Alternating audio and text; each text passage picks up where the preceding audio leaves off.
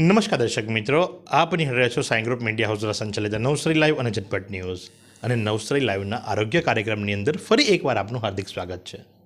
આપ સૌ જાણો છો, દિવાળી પૂર્ણ થઈ ચૂકી છે અને દિવાળી પૂર્ણ થતાની સાથે ઋતુ પણ ચેન્જ થાય છે અને હવે ધીરે ધીરે આપણે શિયાળા તરફ આગળ વધી રહ્યા છે। શિયાળાની ઋતુ આવતાની સાથે નોર્મલી સ્વાસ્થ્યની અંદર થોડોક ચેન્જ આવતો હોય છે અને ચેન્જ હોય છે શરદી ખાંસી। સામાન્યતઃ લોકોના રોજિંદા જીવનની અંદર શરદી ખાંસીનો શિયાળા દરમિયાન વધારો જોવા મળે છે। ઘણાને નાક બંધ થઈ જવું, ઘણાને એના કારણે માથું દુખવું, આ બધા પ્રશ્નોના નિરાકરણ માટે અને ક્યારે કઈ દવા લેવી, કારણ કે નોર્મલી શરદી ખાંસીની અંદર શું છે, આપણે ઊંટ વૈદ્યું કરતા હોય છે અને એ ઊંટ વૈદ્યું કદાચ આપણને ભારી ન પડી જાય એ માટે જ કરી અને અમે વિચાર કર્યો કે આરોગ્ય કાર્યક્રમની અંદર આ બદલાતી ઋતુને ધ્યાનમાં લઈ અને એક અહેવાલ બનાવીએ અને જે સંદર્ભે અમે આવી પહોંચ્યા છે નવસારીની સૌથી શ્રેષ્ઠ, સૌથી મોટી અને સૌથી સસ્તી હોસ્પિટલ એટલે કે નિરાલી હોસ્પિટલની અંદર। અને નિરાલી હોસ્પિટલની અંદર આપણી સાથે ડૉક્ટર કોરાટ જોડાયા છે, એમની સાથે વાતો કરીશું અને જાણીશું કે ડૉક્ટર સાહેબ, સૌથી પહેલાં તો નવસારી લાઈવની અંદર આપનું હાર્दिक स्वागत है। दिवाली घनी बड़ी आपने शुभकामनाओं। और डॉक्टर साहब, मैं जानना चाहूँगा कि जैसे भी विंटर शुरू होने वाला है तो नॉर्मली सर्दी ज़ुकाम के केसेस काफ़ी आते हैं, उसमें क्या प्रिकॉशंस रखना चाहिए, कब तक बैठे रहना चाहिए, क्योंकि लोग बाग इसको बहुत हल्के में लेते हैं, तो इसकी वजह से क्या प्रॉब्लम्स आ सकते हैं और आपका क्या ओपिनियन है? पहले तो थैंक यू कि नमस्कार। जो अभी मतलब वेदर चेंजेस होते हैं, खास करके इंडिया का जो वेदर चल रहा है कि मानसून आता है, मानसून से ठंडी अर्ली स्टार्ट हो जाती है। जब विंटर आता है तो उसमें ज़्यादा दिक्कतें होने लगती हैं। जो सबसे कॉमन दिक्कतें होती है वो पेशेंट को होता है कॉमन कोल्ड, गला ख़राब होना है, खराश होना है, हेडेक होना है। काफ़ी लोगों को एलर्जिक पेशेंट्स होते हैं, बट उनको पता ही नहीं है कि वो किस चीज़ से एलर्जिक है या नहीं है।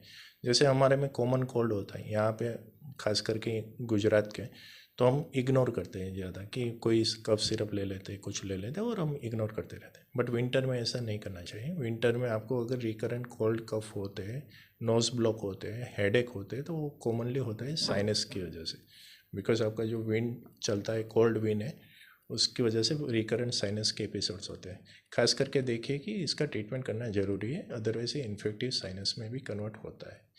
ओल्ड एज जो पेशेंट्स होते हैं उनको जब ये चीज़ें हो जाती है तो उनको खास ध्यान रखना होता है कि उनको चलने फिरने में दिक्कत ना होने लगे। काफ़ी पेशेंट्स होते हैं ब्रोंकाइटिस के पेशेंट, एलर्जिक ब्रोंकाइटिस के पेशेंट है, अस्थमा के पेशेंट है, वो जैसे ही समर आता है वो ट्रीटमेंट अपना कट ऑफ कर देते हैं, डॉक्टर्स का फॉलोअप बंद कर देते हैं, सब कुछ अपने आप से करने लगते हैं। जैसे मानसून आता है उनको दिक्कतें बढ़ जाती है। विंटर आते आते वो इतने सीवियर हो जाते हैं कि उनको टॉयलेट या वॉशरूम जाने में भी दिक्कत होने लगती है। तब तक उनका ट्रीटमेंट टोटली बंद होता है बाय सेल्फ। तो अब जाके जब ये दिक्कतें बढ़ जाती है तो उसको हैंडल करना डिफ़िकल्ट हो जाता है, पेशेंट के लिए भी, डॉक्टर्स के लिए भी, सबके लिए।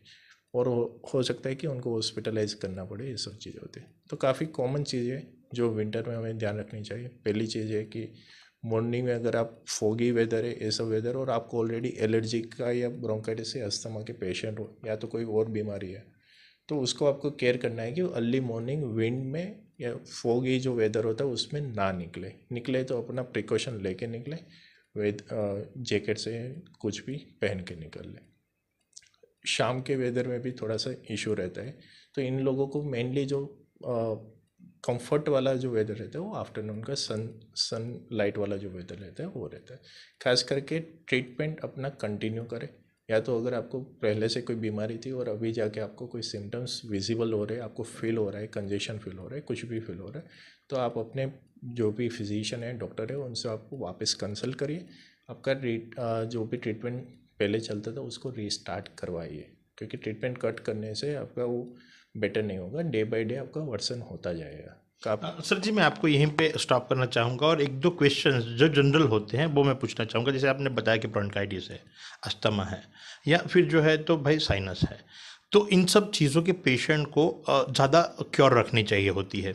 क्या सिम्टम्स ऐसे हैं कि जिसको देख के तुरंत डॉक्टर को कंसल्ट करना चाहिए, या तो फिर ऐसा क्या है जो ये बीमारी नहीं है फिर भी और नॉर्मल लोग के अंदर अगर वो सिम्टम्स दिखते हैं तो वो आपका या निराली हॉस्पिटल का संपर्क करे, कौन से केस के अंदर या तो कौन से सिम्टम्स के अंदर, कि जैसे भाई मुझ में कोई सा चेंज आया तो मुझे तुरंत डॉक्टर के पास जाना चाहिए? अगर कोई पेशेंट को कफ हो रहा है, क्रॉनिक ब्रोंकाइटिस तब बोले जाते हैं जब कफ आपका रिजोल्व ना हो रहा हो 2 हफ्ते के लिए। तो अगर आपको कफ हो रहा है और वो कफ सिरप या कुछ भी मेडिकेशन ले रहे हो और आपका रिजोल्व नहीं हो रहा है तो आपको कंसल्ट करना चाहिए। 2 हफ्ते से ज़्यादा हो गया, या तो कोई पेशेंट या तो सेम एज में हो गया, जैसे मेरा एज 31 है, अगर मेरे सेम एज में कोई 2 पर्सन चल के जा रहे हैं और उनको ब्रेक लेना पड़ता है, दूसरा पर्सन चला जा रहा है बट आपको ब्रेक लेना पड़ रहा है, दैट इज़ नॉट गुड। तो आपको भी ब्रोंकाइटिस या कोई कंजेशन या कुछ हो रहा है, या तो आपका 100 मीटर भी चल नहीं पा रहे हो सिंगल रन में, अगर आपको दिक्कत हो रहा है तो, या तो अपस्टेयर्स जा रहे हो, स्टेयरकेस आप अपस्टेयर पे ये वॉक कर रहे हो और आपको रुकना पड़ रहा है, कंटिन्यूस आप नहीं चल पा रहे हो, आपको ब्रीथ होल्ड के लिए इसके लिए रुकना पड़ता है, तो ये सब सिम्टम्स हो जाते हैं ब्रोंकाइटिस के, जिसमें आपको कंसल्ट करना काफ़ी ज़रूरी है। साथ ही में अगर बात की जाए तो ये तो एज भी आपने बता दी, सिम्टम्स भी बता दिए, लेकिन कौन से प्रिकॉशंस लेने चाहिए इन दौरान, और साथ ही में अगर हम क्योर नहीं करेंगे या इसके ऊपर जागरूकता नहीं दिखाएंगे तो ये कितना और डैमेज करता है या कितना और ये सीरियस बन जाता है, वो आप बताइएगा सर। सबसे पहली जो चीज़ आती है वो है इंडिया में स्मोकिंग। स्मोक दोनों टाइप के होते हैं, एक्टिव स्मोकर भी होते हैं, पैसिव स्मोकर भी होते हैं। तो अगर आपके आसपास में भी अगर कोई स्मोक कर रहा है तो वो धूम्रपान जो कर रहे हैं उनसे दूर रहे, क्योंकि उनका भी जो धुआं होता है, स्मोक होता है, उससे भी आपको दिक्कतें होती है।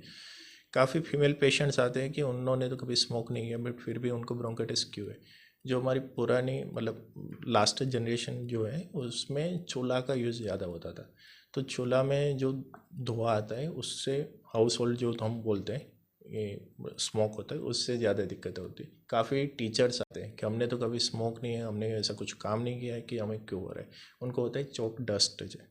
काफ़ी लोग आते हैं वर्कर्स, जो सिलिका वर्कर्स होते हैं, मजदूरी करते हैं, खेती बाड़ी करते हैं, ये लोग, उनको हो जाता है क्योंकि मिट्टी का एक्सपोजर है, पेस्टिसाइड का जो छिड़काव करते हैं, खाद का होता है, उसके एक्सपोजर से होता है, केमिकल से होता है।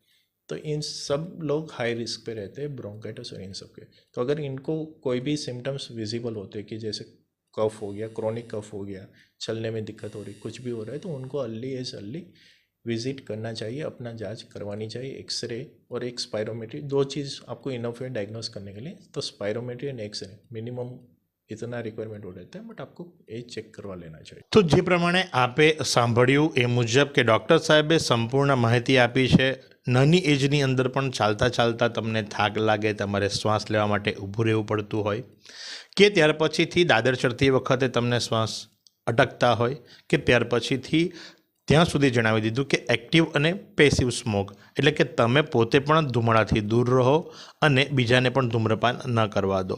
તો ઘણા બધા એવા પરિબળો છે કે જે આપને લાંબી બીમારીની અંદર નાખી શકે છે. તો એનાથી બચવા માટે ચોક્કસથી જો 2 અઠવાડિયાથી વધુ તમારે કફ અને શરદી હોય તો તમારે ચોક્કસથી ડૉક્ટરને બતાવવું જોઈએ, કે નહીં કે માત્ર ઉટવેદ્યા ઉપર અથવા તો કાળા ઉપર અથવા તો કફ સિરપ ઉપર તમારે ડિપેન્ડ થવું જોઈએ. તો આ જ પ્રમાણે આજના આ એપિસોડની અંદર અમે આપને શ્વાસને લગતી તકલીફોથી બચવા માટે, ખાસ કરીને શિયાળા દરમિયાન જ્યારે શરદી ખાંસીના રોગોનું પ્રમાણ ખૂબ વધી જાય છે, તો ત્યારે કઈ રીતે કાળજી રાખી શકાય એના માટેના પ્રયાસ કરી રહ્યા છે.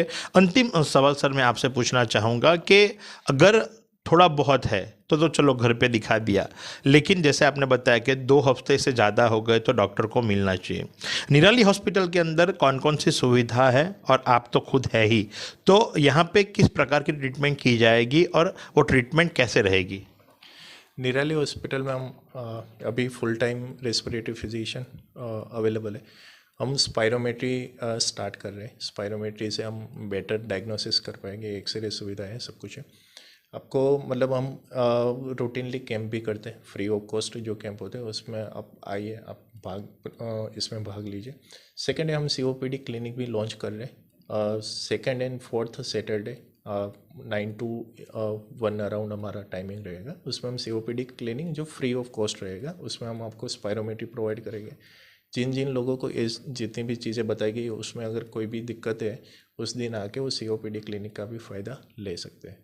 तो अभी हम प्लान कर रहे हैं काफ़ी चीज़ें जो निराली हॉस्पिटल में हम प्रोवाइड कर सकें फॉर अ बेटर केयर, के अर्ली डायग्नोसिस कर सकें एंड बेटर ट्रीटमेंट प्लान कर सकें उसके लिए। તો જે પ્રમાણે આપે સાંભળ્યું એ પ્રમાણે કે નવસારી જિલ્લાની નહીં પણ આખા દક્ષિણ ગુજરાત અને ગુજરાતમાં પણ નામના ધરાવતી નિરાલી હોસ્પિટલની અંદર હવે તમને તમામ પ્રકારની સુવિધાઓ મળી રહેશે. તો આ વખતે શિયાળાની અંદર ખાસ કરીને અસ્થમાના જે પેશન્ટ છે કે અથવા તો જે દમની બીમારીથી પીડાઈ રહ્યા છે અથવા તો જેમને સાઇનસનો પ્રોબ્લેમ છે એ વધુ સફર ન કરે એ માટે કરી નિરાલી હોસ્પિટલ તરફથી અમે આ એક આરોગ્યનો કાર્યક્રમ આપ સમક્ષ રજૂ કરીએ છીએ. હજુ પણ આપના કોઈ પ્રશ્ન હોય તો ચોક્કસથી કોમેન્ટ બોક્સ ઉપર જઈ આપ કોમેન્ટ કરશો અને જેનો જવાબ નિરાલી હોસ્પિટલના નિષ્ણાંત ડૉક્ટરો જવાબ આપશે. તો કેવો લાગ્યો આ કાર્યક્રમ અને શું જાણકારી આપને આવતા કાર્યક્રમની અંદર જોઈએ છે ચોક્કસ તેમને જણાવજો.